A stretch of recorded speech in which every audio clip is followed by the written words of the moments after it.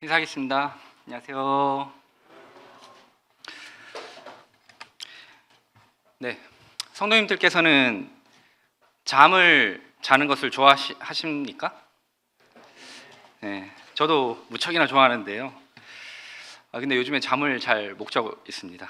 자꾸 중간중간에 깨고 새벽에 일찍 일어나게 되고 그런 심리적인 불안 상태가 있는데, 아마도 스트레스를 받거나 뭔가 긴장 상태가 유지될 때 우리가 이런 일들이 일어나는 것 같습니다.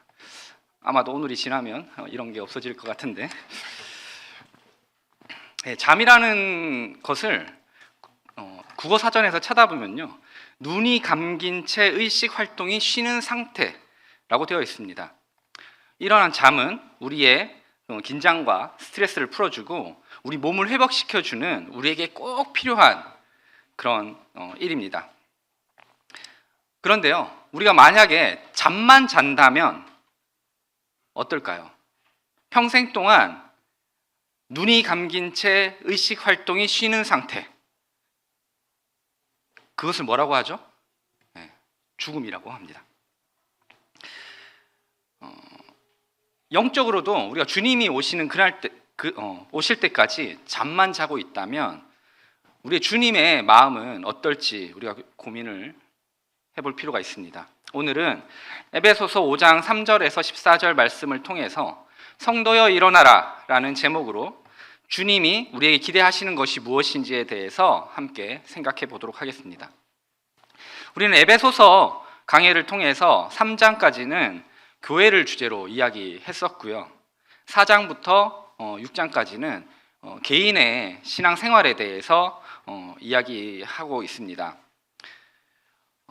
오늘의 주제인 성도여 일어나라에 맞춰서 우리는 우리의 삶이 이 세상에서 영적으로 잠들어 있는 상태는 아닌지 한번 고민을 해보아야 할 것입니다. 에베소서 5장 3절입니다. 음행과 온갖 더러운 것과 탐욕은 너희 중에서 그 이름이라도 부르지 말라. 이는 성도의 마땅한 반이라. 우린 먼저 우리가 잠들어 있는지를 확인하기 위해서 성도의 마땅한 바를 행하고 있는지를 생각해 보아야 할 것입니다. 여기에서 나오는 음행이라는 단어는요, 합법적인 결혼 생활 이외에 빚어지는 모든 성적 부도덕을 말하는 것인데요, 고린도전서 5장 1절에 보면 이런 말씀이 있습니다. 너희 중에 심지어 음행이 있다 함을 들으니 이런 음행은 이방인 중에라도 없는 것이라. 누가 그 아비의 아내를 취하였다 하는도다. 다행입니다.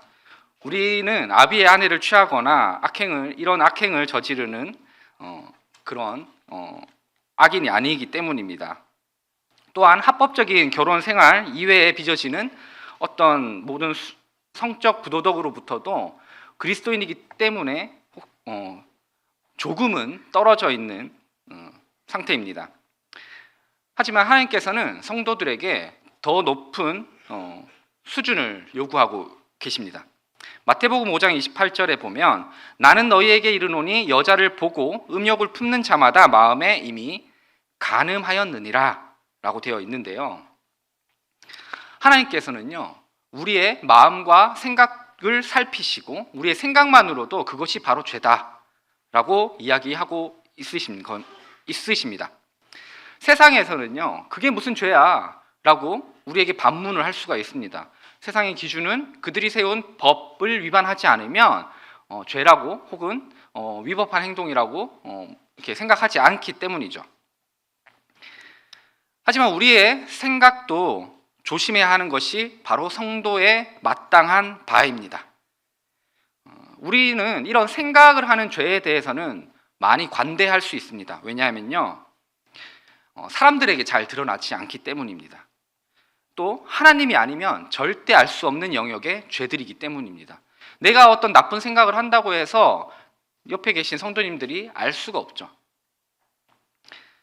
우리는 대체로 사람의 눈에 띄는 그런 죄들에 대해서는 많이 주의를 기울입니다. 왜냐하면 성도가 볼 수도 있고 주위의 사람들이 나를 그 행동을 보고 판단할 수 있기 때문이죠. 하지만 사람 눈에 잘 띄지 않는 죄들의 우리의 은밀한 죄악에 대해서는 소홀히 하고 적당히 그 행위를 반복하게 되는 것입니다. 하지만 하나님의 입장에서 하나님의 관계에 있어서 이러한 우리의 은밀한 죄들은 더 치명적으로 다가올 수 있습니다.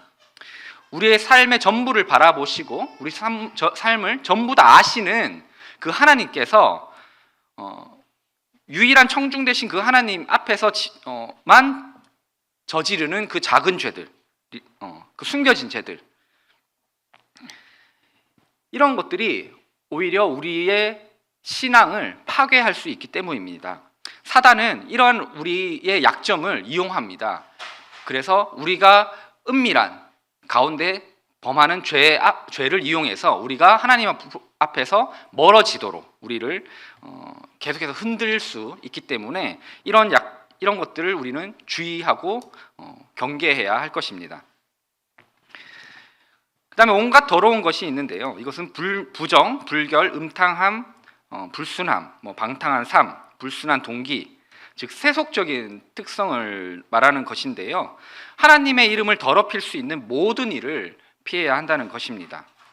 또 세 번째, 탐욕은 돈을 탈취하는 것, 불의의 이득, 탐남 이런 게 있는데요.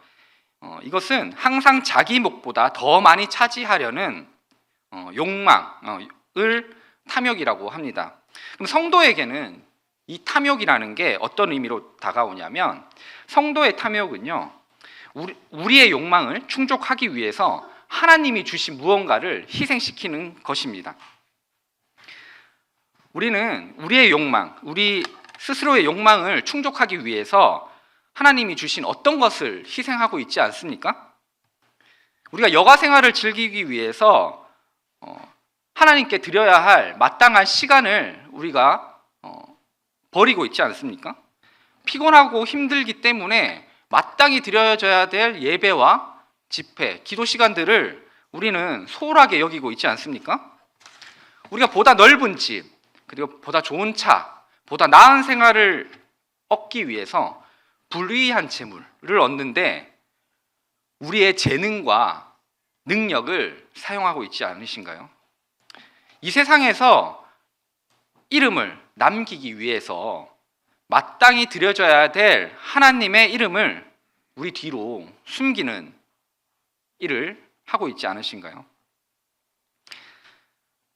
우리도 모르는 사이에 이 세상에서 우리는 조금 더 나은 삶을 살아가기 위해서 다른 그 무엇보다도요, 하나님과 관계된 무언가를 희생시키고 있을 수 있습니다.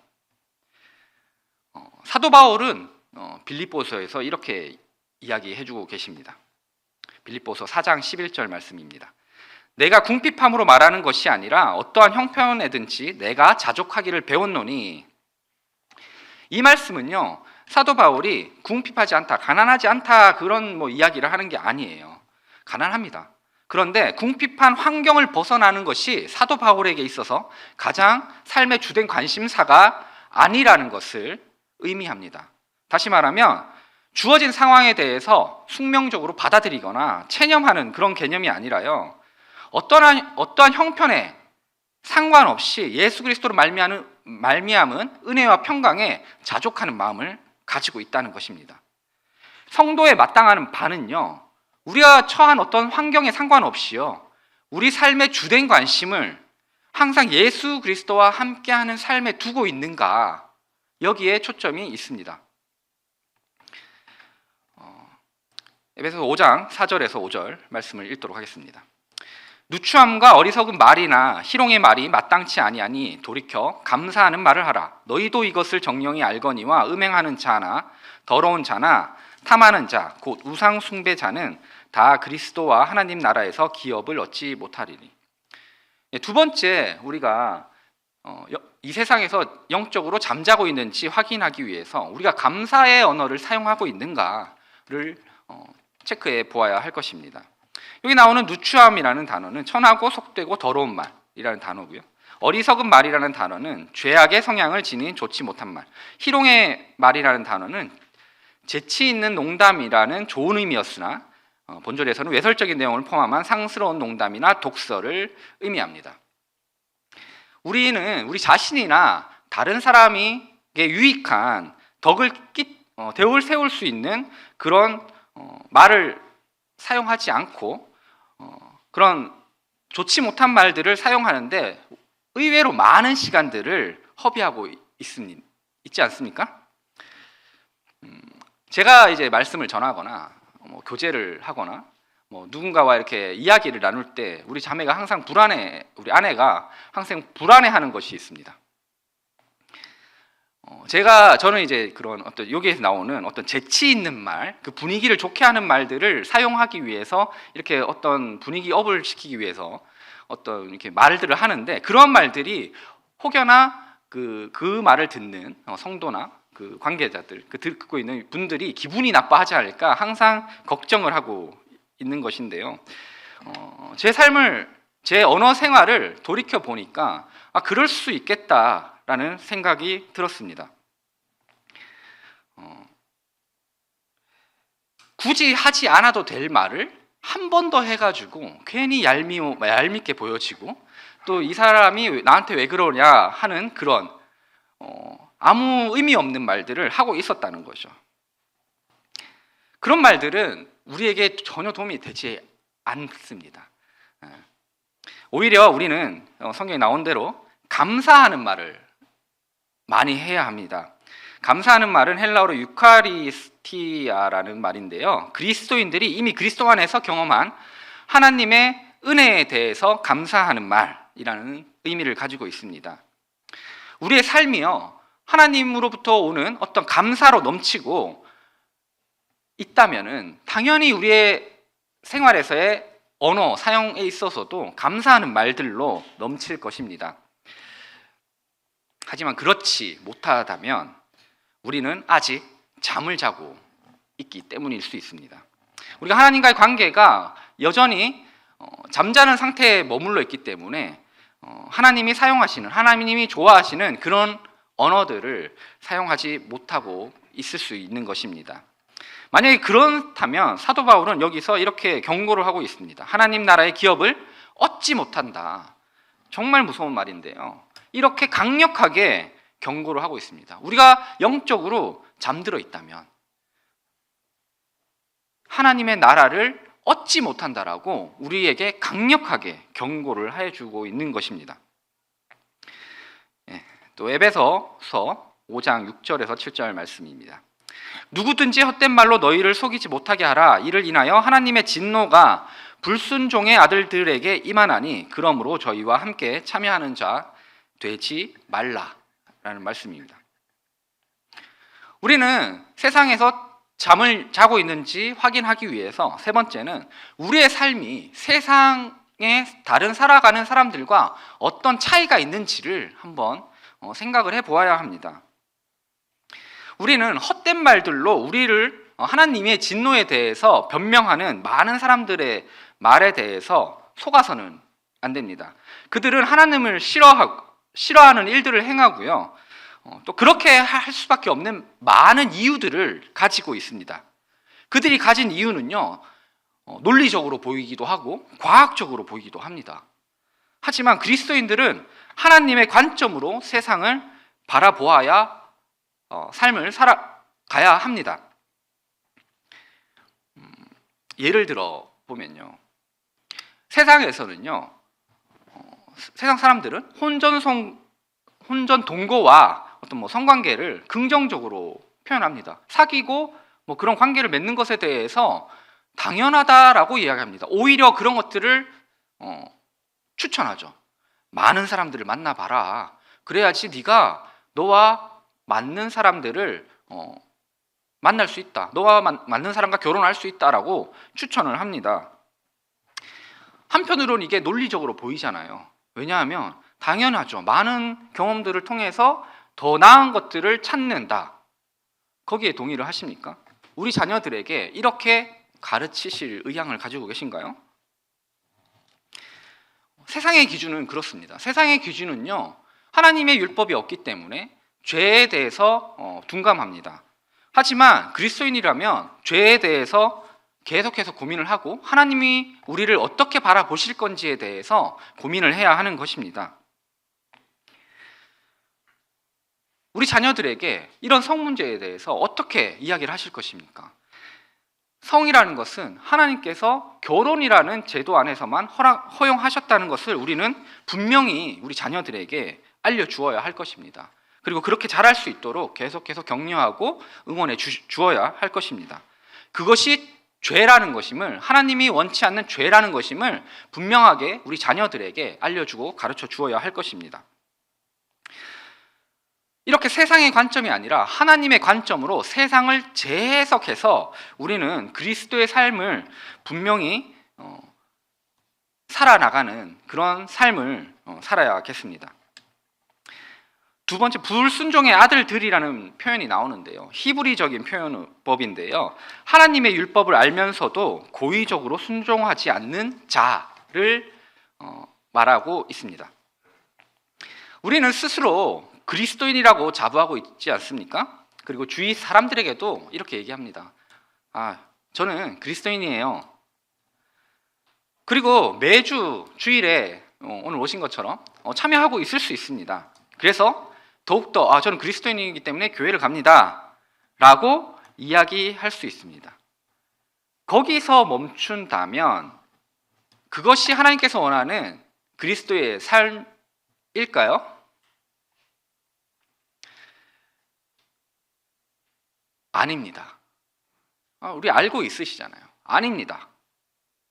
주일뿐만이 아니라 우리 매일의 삶에서 하나님이 우리 삶 속에서 나타나야 하는 것입니다. 그렇게 살고 계신가요? 네, 그렇게 살고 계시다면 정말 훌륭하게 살고 있으신 것입니다. 그렇게 사는 것이 진짜 그리스도인의 삶입니다. 그런데 그렇게 살고 있는 성도님들이 많지 않지는 않을까요? 많다면 제가 이렇게 말씀드리는 것이 더한 잔소리에 불과할 것입니다. 하지만 저조차도 그렇지 못하고 있기 때문에 이렇게 오늘 말씀을 드리고 있습니다. 우리는 하나님을 우리 매일의 삶에서 드러내야 한다는 것을 알고 있음에도 불구하고 우리 삶에서 성령님이 역사하실 때 고의적으로 그것을 무시하고 있지 않으신가요? 아까 우리가 불순종의 아들들에 대해서 이야기했던 것처럼 하나님의 율법을 알면서도 고의적으로 순종하지 않는 자, 그 자가 바로 나일 수 있다는 것입니다. 이것을 알면서도 성령님을 우리 삶에서 배제하는 것, 어쩌면 이런 우리들도 불순종의 아들들로 불리는 것이 마땅할 것입니다. 어떠신가요? 우리 삶을 되돌아보니 나는 영적으로 깨어 있으신가요? 아니면 여전히 잠들어 있으신가요? 혹시 저와 같이 영적으로 잠들어 있다라고 생각하시는 성도님들이 계시다면 이제는 우리 삶에서 무언가 바꾸어야 할 때입니다. 에베소서 5장 8절입니다. 너희가 전에는 어둠이더니 이제는 주 안에서 빛이라, 빛의 자녀들처럼 행하라. 이제는 잠에서 깨어야 할 시간입니다. 해가 뜨면 우리는 잠에서 일어나잖아요. 낮에도 계속해서 잠을 자고 있다면 어떤 병이 있거나 게으른 그런 삶을 살아가고 있는 사람일 것입니다. 우리는 하나님을 알지 못했을 때 어둠 가운데 있었습니다. 그러나 예수 그리스도의 은혜로 말미암아서 우리는 하나님의 자녀가 되었고 그 예수 그리스도의 빛이 우리를 비추어 우리 안에 어둠을 물러나게 했습니다. 그래서 이제 우리는 빛의 자녀가 된 것입니다.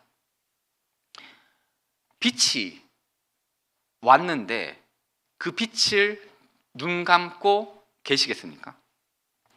이제는 그 빛을 받았기 때문에 이 빛을 가지고 세상으로 나아갈 차례입니다.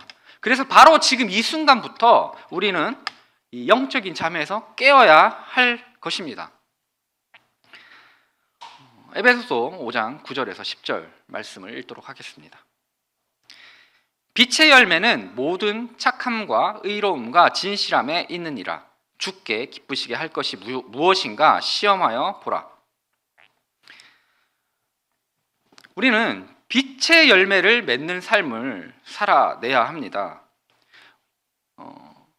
우리가 이제는 세상에서 우리는 빛의 역할을 해야 하는 것입니다. 세상은 어떻습니까? 교회를 향해서 적대감을 보이잖아요.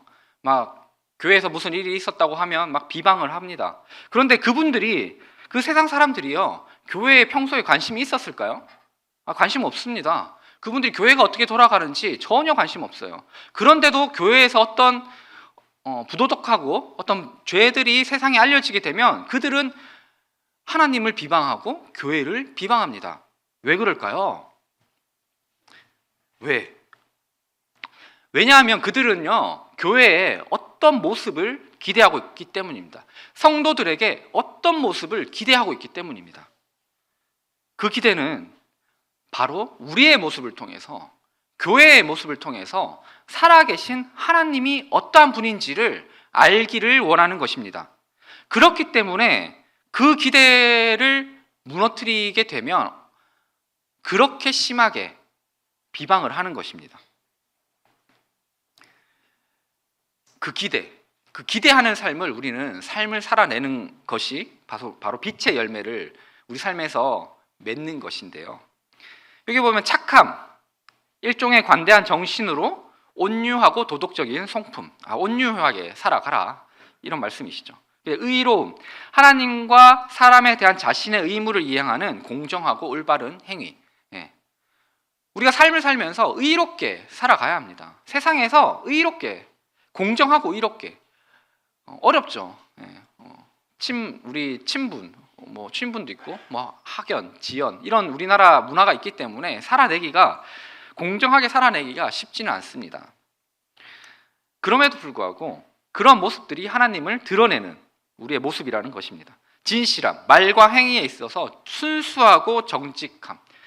우리가 계속해서 에베소서에서 이런 정직에 대해서도 나오고 우리의 삶에 대해서 이야기를 하는데, 이렇게 살아내는 것이 이 시대, 이 에베소서를 살아가고 있었던 에베소서 성도들에게도 쉽지 않았던 것이었습니다. 그래서 사도 바울은 이렇게 살아가라고 이 에베소 성도들에게 이야기하고 있었던 것입니다.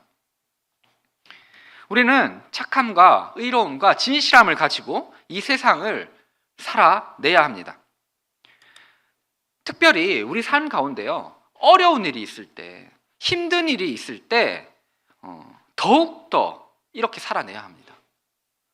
우리가 좋은 일이 있을 때는요, 세상 가면 즐겁게 우리 주위 이웃들에게 이렇게 생활할 수 있잖아요. 막 좋은 일도 해주고, 내가 줄 수 있는 거 주고, 대신 일도 해주고 할 수 있습니다. 그런데 우리 삶이 어려워지면 어떤가요?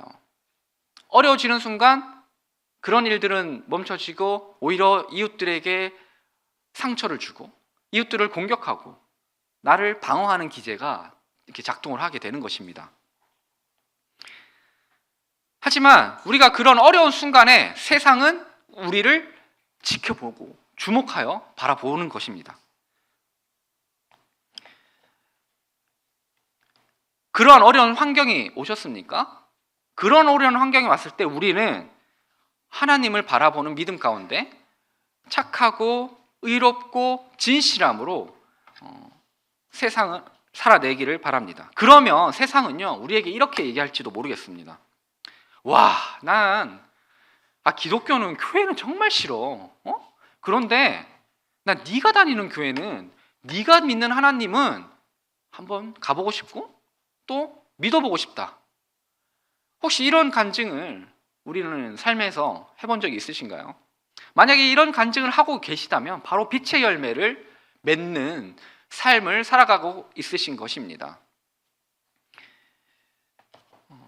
그리고 두 번째는, 우리는 하나님을 기쁘시게 하는 삶을 살아내야 합니다.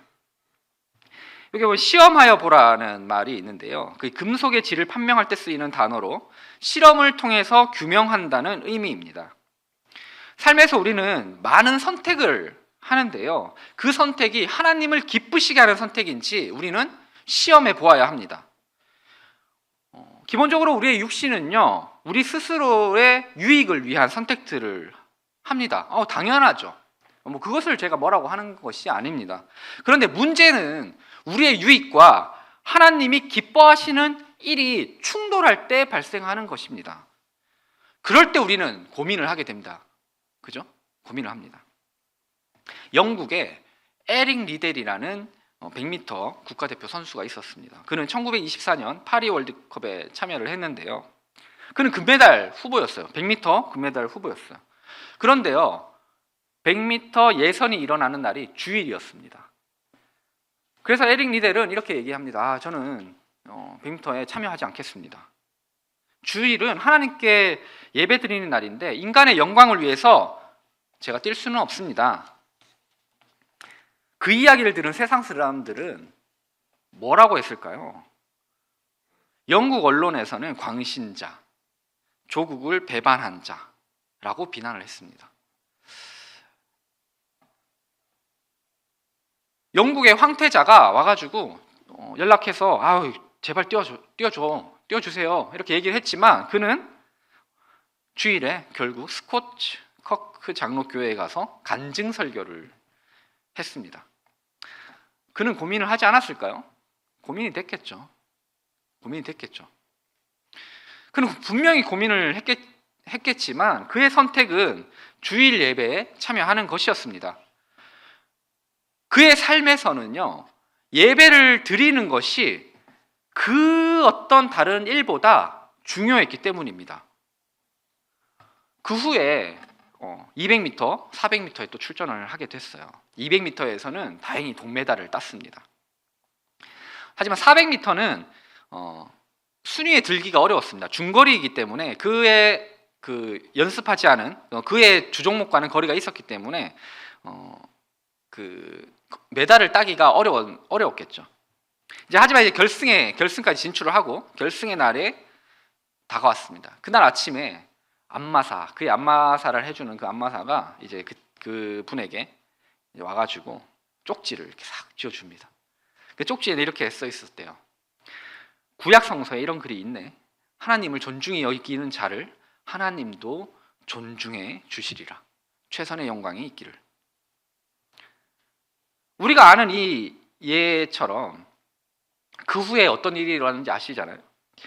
그는 세계 신기록으로 금메달을 따냈습니다. 그는 금메달을 딴 이후에 기자들이 이런 질문을 했어요. 우승 비결이 뭔가요? 이렇게 대답을 했다고 합니다. 처음 200m는 제 힘으로 최선을 다했고요. 나머지 200m는 주님의 도우심으로 빨리 달릴 수 있었습니다. 그는 많은 사람들의 어떤 비난보다 하나님 앞에서 자신이 가지고 있는 원칙을 지키는 선택을 한 것입니다.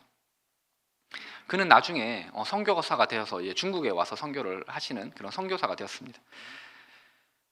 만약에 우리가 올림픽 대표 선수라면 어떨까요? 이런 선택을 할 수 있을까요? 물론 우리 가운데 올림픽 대표 선수가 됐는데 주의를 꼭 지켜라 이렇게 말씀드리고 싶은 게 아닙니다. 그 내용을 말씀드리는 게 아니에요. 제가 지금 말씀드리고자 하는 요지는요, 이분은 그분의 삶에서 무엇이 가장 중요한가를 스스로 정했었다는 것입니다. 그의 선택이 세상 사람들은 바보처럼 이렇게 보일 수 있잖아요. 그죠? 하지만 하나님의 입장에서는 어땠을까요? 얼마나 기뻤을까요? 하나님 입장에서. 더 놀라운 것은요, 우리가 이런 선택을, 바보 같은 선택을 했을 때 하나님께서 영광 받으시더라는 겁니다. 그분 스스로 영광 받으실 수 있는 분이기 때문에 우리의 그런 어리석은 선택처럼 보이는 그런 것들로 통해서 영광을 받으시더라는 거예요. 에릭 리델이라는 그 선교사가 특별했기 때문에 이러한 선택을 할 수 있었을까요?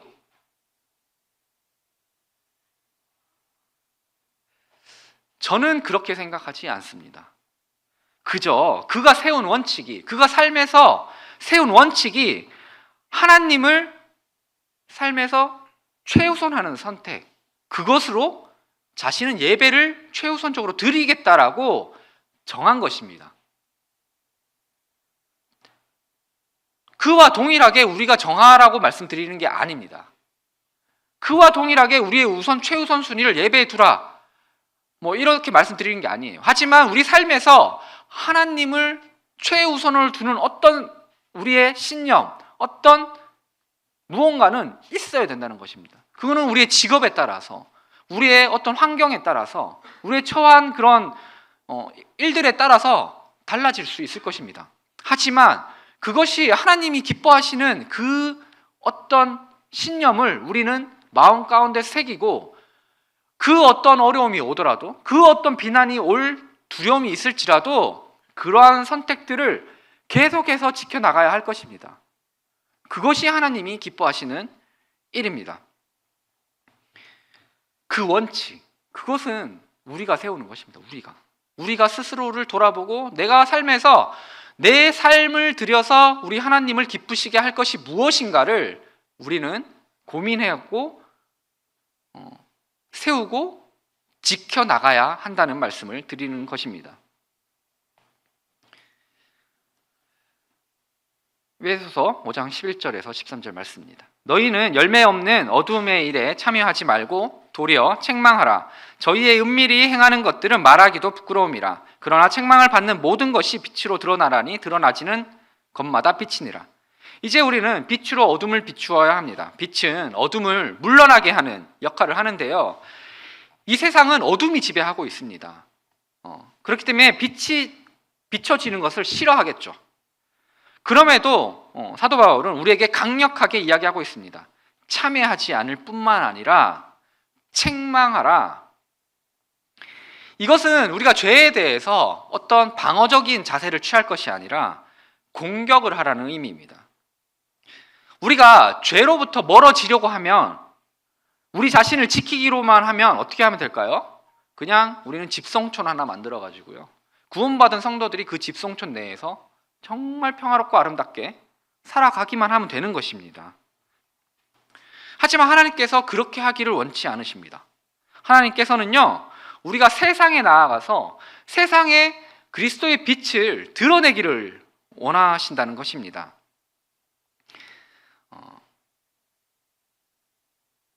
우리가 현실을 살아가면서 세상의 사악함, 악한 행위, 하나님의 영광을 저해하는 많은 일들 앞에서 우리는요, 본능적으로 침묵하고 있습니다. 그렇지 않으신가요? 왜 침묵을 할까요?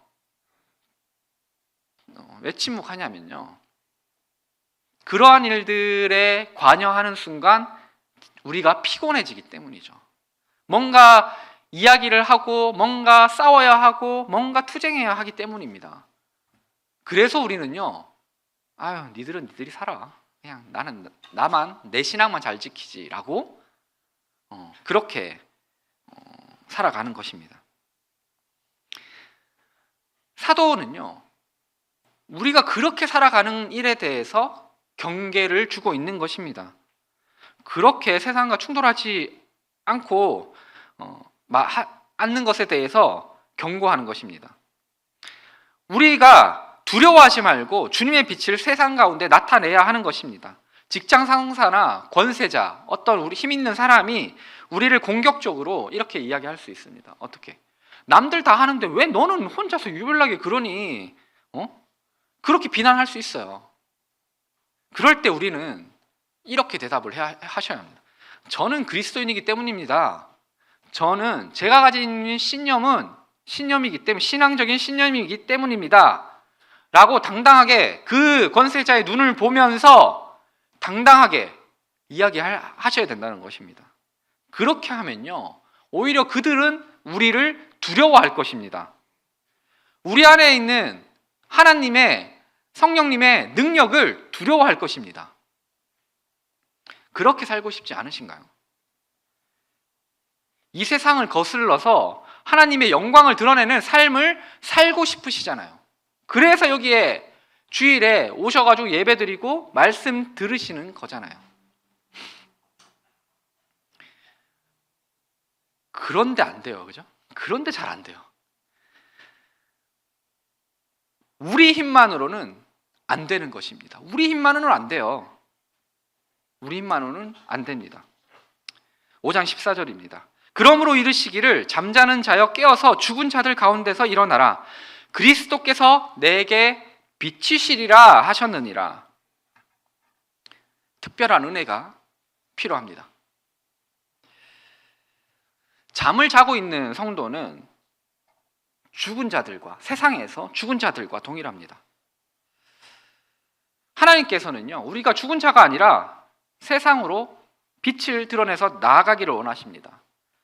세상에서 예수님을 닮을 삶을 살기를 원하지만 우리의 힘으로는 그렇게 할 수 없습니다. 성경에 이렇게 되어 있습니다. 로마서 7장 12절에 내가 원하는 바 선은 하지 아니하고 도리어 원치 않은 바 악은 행하는 도다 라고 이야기하고 있습니다.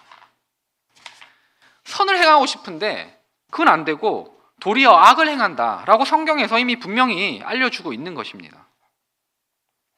그래서 그리스도께서 우리를 비추시는 것이 필요합니다. 비추다라는 말은요, 태양이 잠에서 깨어난 사람들에게 비추듯이 그리스도께서 하나님의 진리의 빛을 쏟아내는 것을 의미하는 단어입니다. 우리가 잠에서 깨어나도록 하나님께서 우리에게 빛을 비추어 주셨습니다.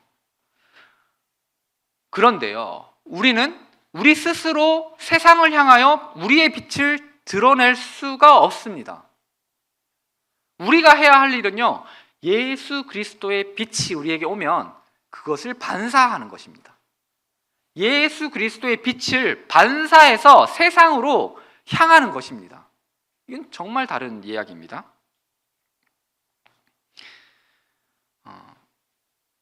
예수 그리스도의 은혜로 말미암아서 우리가 구원을 받았습니다. 그죠? 빛의 열매를 맺는 삶에 사는 비결도요, 예수 그리스도를 믿는 믿음 가운데 예수 그리스도의 힘으로 성령님을 통해서만이 가능합니다. 이것이 우리에게 주어진 특별한 은혜입니다.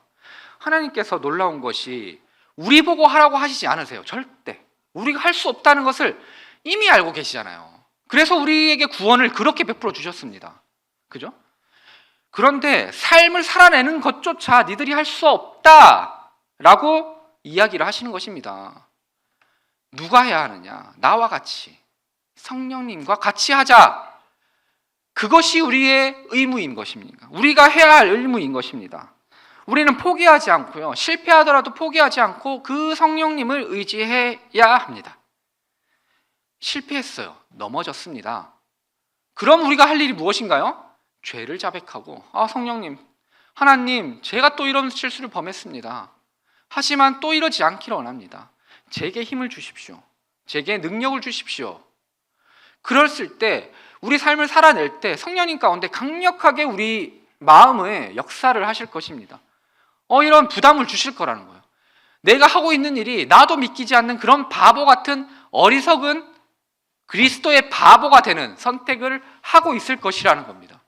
두려울 것이에요. 무서울 것입니다.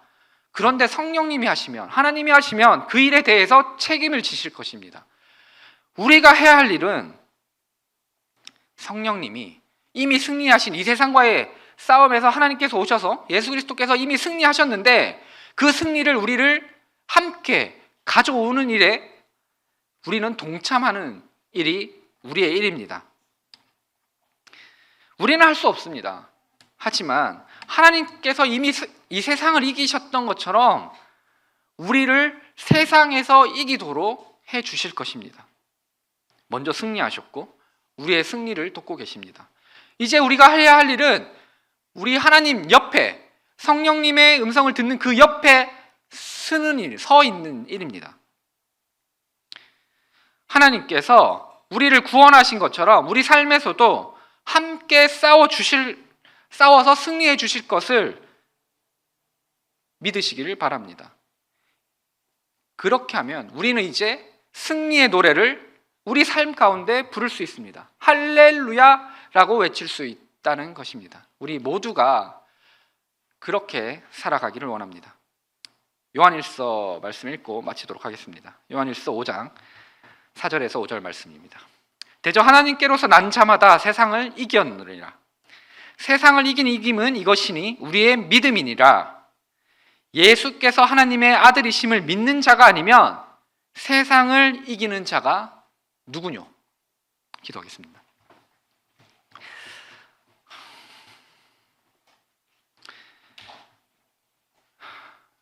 아버지 하나님, 빛으로 오셔서 감사를 드립니다. 참 저희들이 세상을 살면서 계속해서 잠자고 있었음을 고백을 드립니다.